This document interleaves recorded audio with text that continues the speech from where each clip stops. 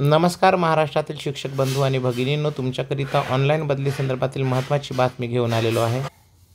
बदली आदेशातील मजकूर या आदेशान्वये जिल्हा परिषद अधीनस्थ सध्या कार्यरत असलेल्या खालील विवरणपत्रात नमूद केलेल्या पद यांची महाराष्ट्र शासन ग्रामविकास विभागातील शासन निर्णय क्रमांक GPP 2023 प्रकरण क्रमांक 118 आस्थापना 14 दिनांक 18 जून 2024 नुसार बदली करण्यात येत असते।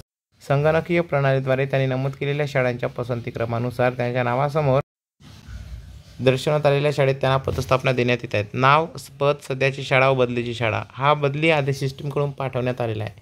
मुख्य कार्यकारी अधिकारी यांच्या कार्यालयातून तुमचे कार्यमुक्तीचे आदेश निर्गमित होतील। जिल्हा अंतर्गत बदली प्रक्रियेबाबत दिनांक 21/8/2025 रोजीची अशा प्रकारची आहे की विस्थापित इलिजिबल शिक्षक फेरीतील बदली यादी EO लॉगिनवर प्रसिद्ध करण्यात आली व वर्ग 1 व 2 बदली अधिकार प्राप्त बदलीपात्राने विस्थापित फेरीतील बदली झालेल्या शिक्षकांचे बदली आदेश CEO लॉगिनवर उपलब्ध करण्यात आलेले आहेत। कृपया पब्लिश करावे।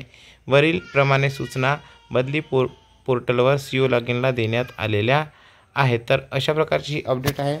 तर ही अपडेट तुम्हाला कशी वाटली कमेंट करून नक्की एकमेकांना शेअर करा। धन्यवाद। जय महाराष्ट्र।